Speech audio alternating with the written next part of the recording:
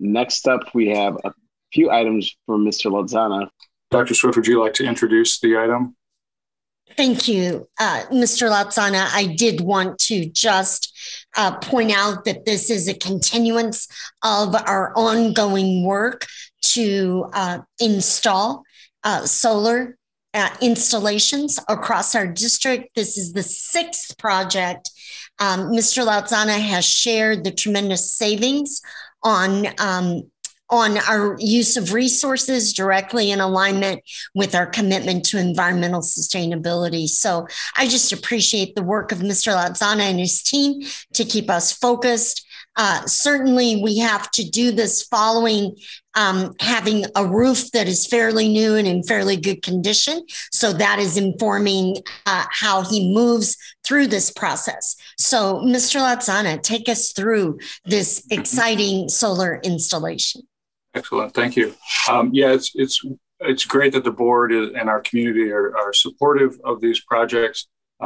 Once this project is completed this fall, this will be the sixth installation of this scale.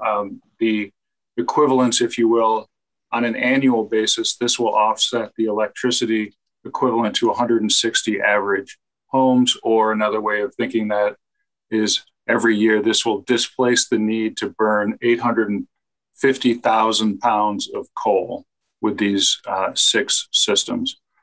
So I'll just quickly share my screen just so we can put a graphic on this.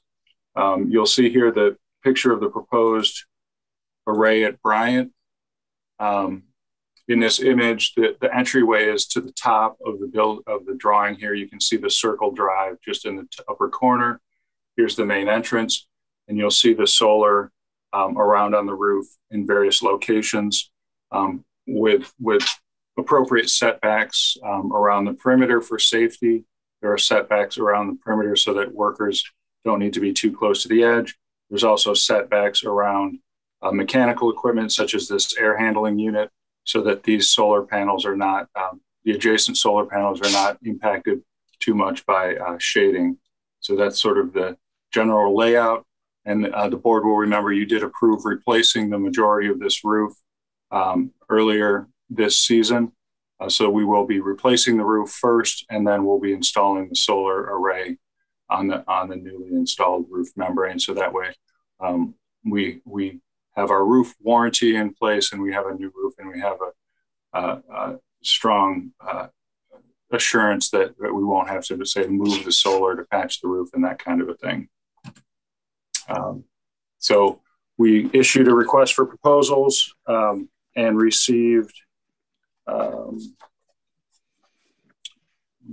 5 bids, and Homeland Solar, with their partnership of Harper Electric, provided the lowest qualified bid at $281,000.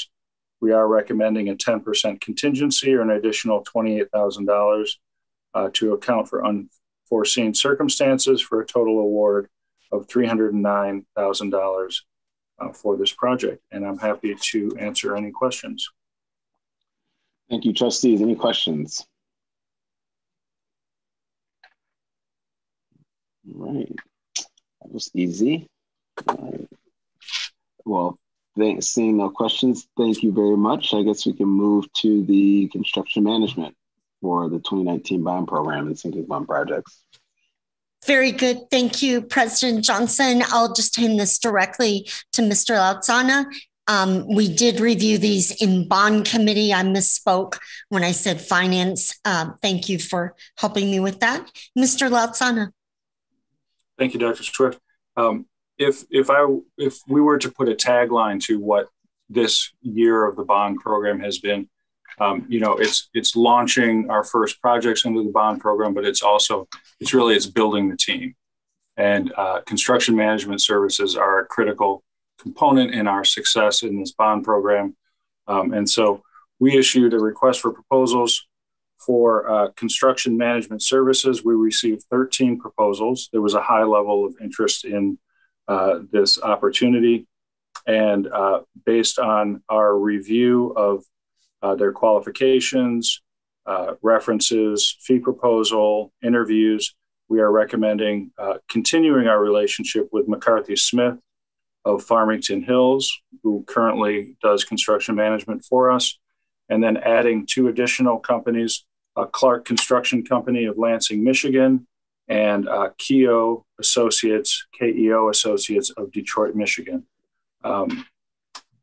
In the way we see these different groups working, different scale companies are better at different types of work. So Clark Construction, we are looking at our partner for large projects like the New Mitchell or the Pathways project. They have the skills, the experience, and the capacities for something like that. We're looking to McCarthy Smith to continue with the air conditioning and lighting projects and some of our smaller renovations where they've had good success for us. They did do the Bryant and Patton Gill and the Pioneer cafeteria renovations for us and did a really nice job. And they're very skilled at the summer work. At the 12, we get about 10 weeks in the summer to mobilize and tear everything apart and put it all back together. McCarthy Smith is expert at that paradigm, and they do a lot of work with school districts on that basis. And then KEO Associates of Detroit, Michigan, we're excited to work with them. They're a relatively smaller group, but they have very sophisticated systems and softwares, and they'll be able to respond and be more nimble for us, if you will, on smaller projects that are not necessarily scaled appropriately for that small group. I did want to share one additional graphic here. I realize it's late. I'll go over this quickly, but I think it really kind of tells the story of this building the team theme, if you will. So this is our organizational chart for the bond program. You'll see at the top the AAPS people in yellow, myself here, Jason Bing, a project manager who is also an AAPS employee, and then my executive assistant. That's our AAPS team. In green, we have our program management group. That's the Gilbane building company that we onboarded over the last year. Stephanie Corona is their lead person. And we have Kevin Stansbury, who is the design manager. Chris Duru, who is a project manager. Ben Ratcliffe, another project manager. And then we recently onboarded Tricia DeBoer as a marketing and technical assistant. Under these folks, Kevin Stansbury, all of our architects, engineers, design professionals report through Kevin. So the different design teams, whether it's for architecture and lighting or the New Mitchell, that reports through the design manager. Our project managers have the construction managers that we're bringing tonight are underneath them. So you'll see here the theater renovations, we're going to assign that to Clark Construction. Some of these smaller projects some of these have come to the board, some are still out to bid. Those will be with KEO. And then you can see McCarthy Smith here on the air conditioning and lighting projects. And then just a couple really smaller projects that we're not even using construction managers for, that we're just managing ourselves. And then Tricia is kind of, in addition to office sort of assistant type work, is going to, with her marketing background, help with the website, our reporting, and kind of managing the HR side of what we do, which is background checks and badging of our contractors. So I just wanted to share that so people understand the role of APS people, the Gilbane folks, kind of as our representative to a lot of these construction management groups. Attached to the memorandum are the fee tables from the various companies for different scale projects, and billing would be based on actual incurred costs and actual construction costs. And all these proposals include a 3% annual increase, cost of living increase for their labor rates. So I'm happy to answer any questions. Thank you, Mr. Lozano. Trustees, any questions? Trustee Gaynor. Thank you, Mr. Lozano. It's still early, and I'm impressed by everything you're putting together. I know it's an open-ended question, but are there any challenges, any unforeseen problems? Because to me, I was on the bond committee till recently, and I know how much work you're putting in. Things seem to be falling into place. So yeah, I'm looking for, yeah.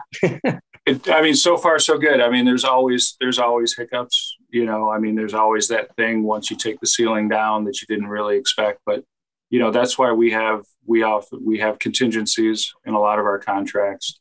You know, that allows for us to make adjustments where needed in the field. But the progress, you know, probably the projects that are the most complex and, you know, maybe they don't keep me up at night, but I think about them, are TAP and Community and Scarlet. Those are pretty extensive, significant projects. And we are seeing really good progress on those. We're cautiously optimistic that we're a little bit ahead of our schedule, in part due to, you know, we have remote Wednesdays, and we had, you know, some time where the students weren't in the building at all, so that we got a little bit of a jump start on some things. So we're in a really good place. Good. Thank you. Thank you, Mr. Lozana. All right, seeing no other questions, we appreciate your time tonight. Thank you. Thank you.